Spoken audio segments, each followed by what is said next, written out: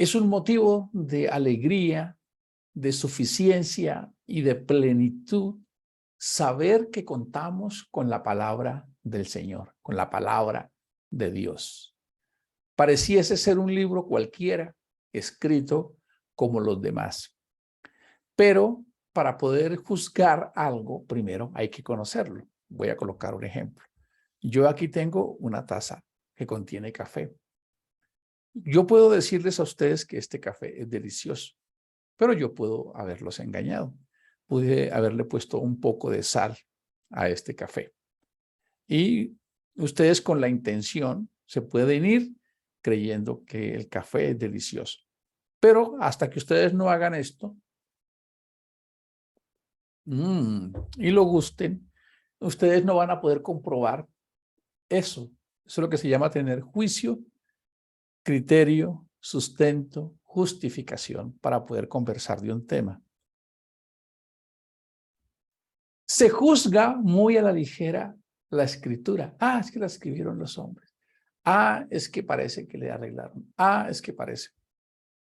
Pero cuando nos profundizamos en la escritura, solo a ver aquello que la hace única e individual, nos sorprendemos. Así es. Un libro que ha logrado soportar todas las persecuciones de emperadores, reyes, militares, líderes religiosos, culturas, filósofos. Han querido opacarla, anularla, eclipsarla. Mucho más, algunas organizaciones la han querido permear para acomodarla de acuerdo a la interpretación doctrinal que se requiere en su momento. Y aún así sobrevive después de casi 4.500 años que se escribió el primer plumazo, por así decirlo, en las manos de Moisés. Y este libro sigue vigente como un rayo de luz alumbrando a la humanidad. Ya lo hemos repetido, muchas veces expresamos, no nos enseñaron a ser padres. Es que nos casamos y yo no sabía ser esposo. O no sabíamos hacer esto. La respuesta es más sencilla. No nos habían permitido acceder libremente, sin prejuicios, a lo que es el manual de instrucciones. En el estudio constante, cuando se quiere verificar la autenticidad y la veracidad de un libro, es muy fácil derribarlo de sus argumentos. Pero hoy, al pasar de los siglos, podemos con esa convicción y con esa seguridad entender que la palabra de Dios, conocida tradicionalmente, lo que se llama la Torá o instrucciones, el libro de instrucciones, o comúnmente la Biblia, es realmente la voz de Dios para la humanidad. Es un precepto establecido para que nosotros podamos encontrar un manual, unas instrucciones y unas directrices que tienen como objetivo descubrir el plan de Dios para el hombre en el proceso de lo que es espacio y tiempo y el propósito en lo que tiene que ver su relación con él después de que el hombre pasa por este espacio y tiempo y trasciende a esa dimensión espiritual. Así que en buena hora estamos empezando el capítulo 4 de Proverbios. Estamos haciendo un repaso de las profundidades de este libro maravilloso. Y el título que está escrito en la versión Reina Valera es Beneficios de la sabiduría. Y tiene que ver con una expresión que un padre le envía a su hijo. Dice, oíd, hijos, la enseñanza de un padre y estad atentos para que conozcáis cordura, porque os doy buena enseñanza. No desampares mi ley. Esa palabra ley ahí es mi Torá, mi instrucción. Y cuenta, porque yo también fui hijo de mi padre, delicado y único delante de mi madre. Y él me enseñaba y me decía, retenga tu corazón mis razones guarda mis mandamientos y vivirás. Qué poderoso es esto. De ahí podríamos concluir esa labor que tenemos nosotros como padres, como responsables, como constructores sociales, haciendo lo que podríamos llamar parte del plan de Dios. Cuando Dios escribe allá en Génesis 1:26, hagamos al hombre, es realmente una connotación de vinculación a un propósito en el que en el futuro y en la medida en que se desarrolla el proceso de la humanidad, todos nos vamos haciendo a la imagen y semejanza de Dios. Y esa es la misión de los padres y esa es justamente el fundamento de la palabra de Dios. Escuchar este libro en palabras de el rey Salomón, ¿verdad? Dice, oíd, hijo, las enseñanzas de un padre. Pero estas enseñanzas están basadas en la Torá, en la instrucción, y se convierte, para el caso del que estamos hablando, del pueblo de Israel, las instrucciones de un padre están basadas en la palabra de Dios, totalmente distinto de lo que sucede en Occidente, que nos vamos por el manual de ética, el manual de convivencia, el manual de Carreño, el humanismo y la ética humana. Pero el pueblo de Israel tenía una connotación y es que las instrucciones que un padre le daba a su hijo, dice, aunque le dice no te apartes de mi ley, no es su ley, es justamente esta palabra que protege al niño, que le da una identidad, que le da un celo, un respeto santo por su propio cuerpo, por la creación, por reconocer que realmente no somos el resultado evolucionista, sino que detrás de esto hay una inteligencia superior que nos ama y que somos parte de su propósito superior. Así que está diciéndolo como si el Dios mismo también nos dijera, como si Dios te dijera a ti, escuchen las enseñanzas del Padre Celestial, la que les estoy dando, para que conozcáis cordura. Y esto es hermoso porque esa palabra cordura tiene una connotación de sabiduría. Lo que les hablé ahora de análisis, de como cuando uno pesa en el corazón las acciones diarias, como que somos más sabios para pensar. Realmente el mundo hoy quiere formar a los seres humanos y hay un concepto que coge mucha fuerza que se llaman las habilidades blandas. Y las habilidades blandas es la forma en que el mundo social y empresarial quiere llegar a encontrar el buen ser de un ser humano, de una persona. Pero qué afortunados somos que aquí lo tengamos en la palabra de Dios, en el manual de instrucciones para la vida. Así que, ¿para qué es esta enseñanza que un padre le da a su hijo? Para que conozca, para que pueda ver una realidad de cordura, de pesar con el corazón, de poner en la balanza todas esas acciones diarias con las que tenemos que enfrentarnos en las conversaciones. Es todo un desafío saber vivir, saber gestionar nuestros pensamientos, nuestras emociones y nuestro corazón. Todo lo que nosotros somos es el desafío más grande que debemos conquistar. Pero nos encontramos con esta palabra maravillosa que nos dice, es para que ustedes tengan cordura, es para que ustedes tengan análisis del corazón, tengan esa agudeza de ver qué puede llegar a suceder en medio de todas las cosas que se viven. Es decir, no seas tan apasionado, tan emocional, tan iracundo. Pesa cada acción. Es lo que quiere decir esta palabra cordura. Dice, porque os doy buena enseñanza y no desampares mi ley. Es decir, ¿cómo vivir sin respirar? Es lo que quiere decir este mensaje. No desampares, no dejes de respirar, podría ser la traducción correcta.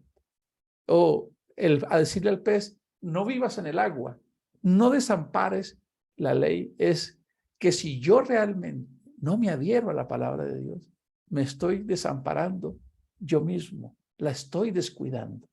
Y es justamente el no tener un sistema operativo para la vida que alimente nuestra fe, que alimente nuestra esperanza, que podamos encontrar una respuesta en un momento de dificultad, que podamos aprender, por ejemplo, en esos momentos donde creemos que estamos solos, que se cerraron todas las puertas, que nos abandonaron, que se nos acabaron las fuerzas, poder decir, el Señor es mi pastor y nada me faltará, o nada me falta, o siempre todo lo tengo en Él.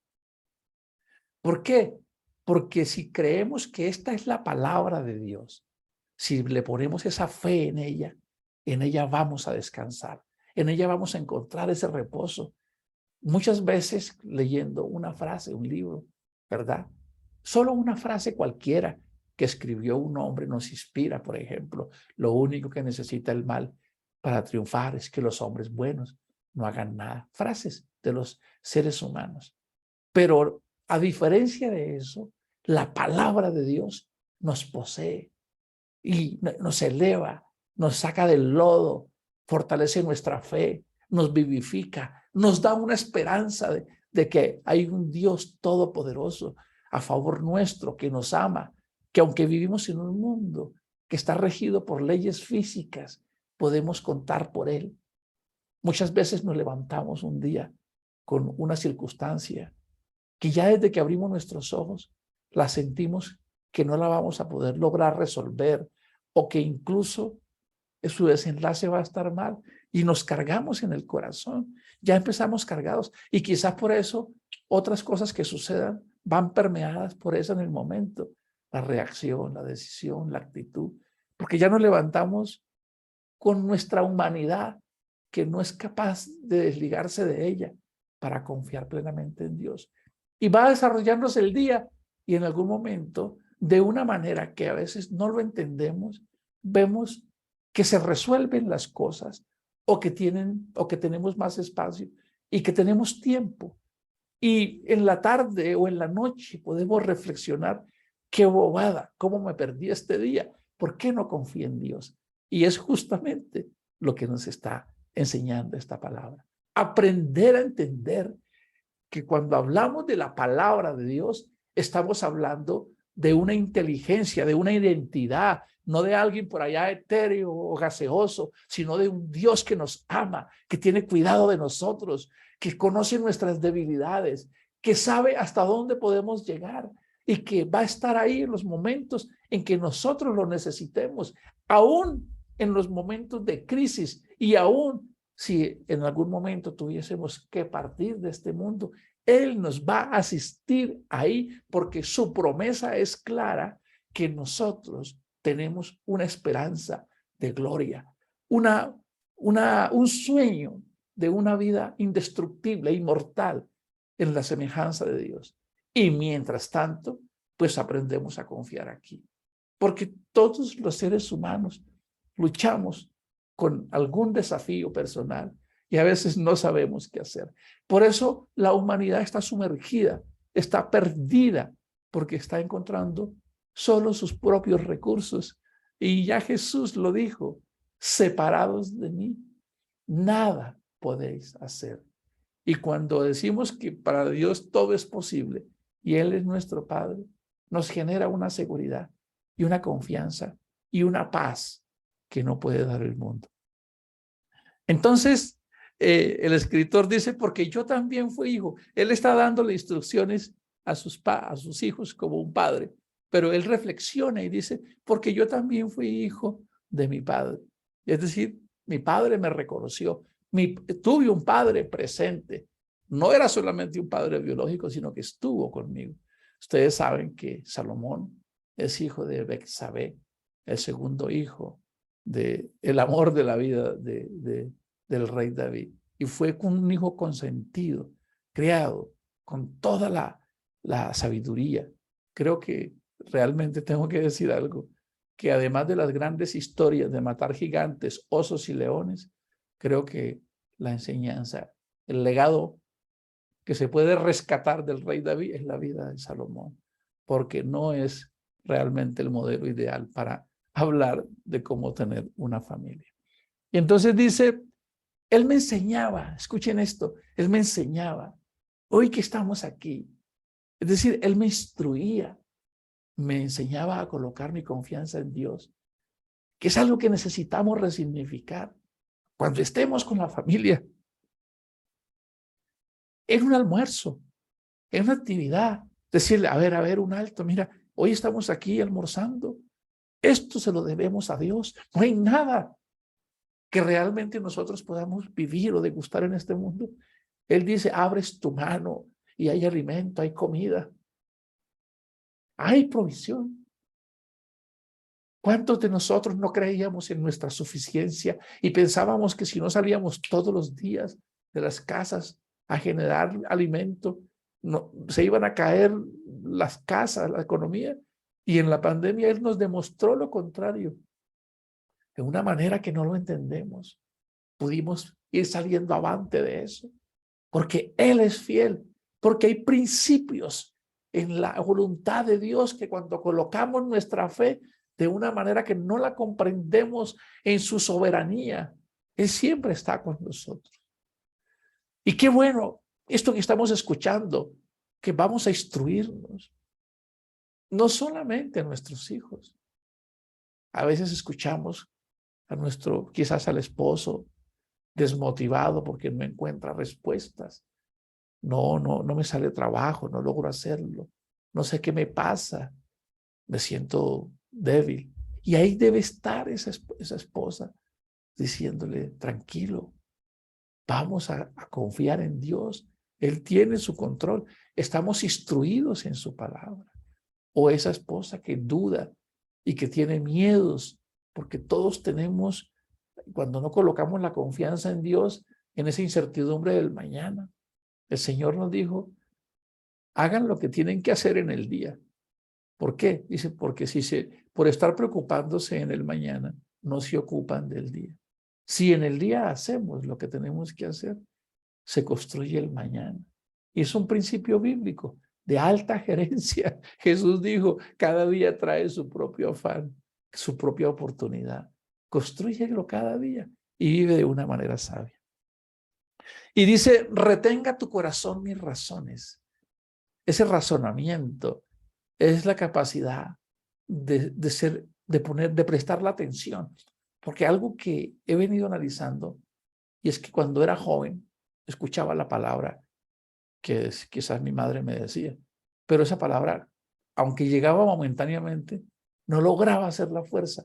A veces lo siento con mis hijos, aunque agradezco la vida de ellos y su fidelidad al Señor y su servicio, pero como padres a veces somos demasiado exigentes con ellos y quisiéramos más meterlos en nuestro molde. Y entonces veo que cuando les digo algo, no logro lo que quizás es lo que yo quiero, pero ellos tienen que vivir su experiencia. Pero esa razón no logra llegar para que podamos decir, wow, sí, realmente me puedo estar desviando. Puedo estar haciendo cosas que no son. Y es una fórmula de vida, no solamente para vivir en paz aquí, para tener buenos hijos, para bajar este índice de suicidios, de jóvenes asesinados en las calles, de jóvenes en las drogas como mendigos, perdidos, indigentes, desquiciados, una sociedad que no reconoce la génesis. Si un día esos niños estuvieron en un hogar con unos padres, ¿qué pasó? ¿Qué faltó? ¿Qué no hubo en ese momento para que pudiésemos estar ahí y dar una solvencia emocional a esos muchachos? Así que para terminar,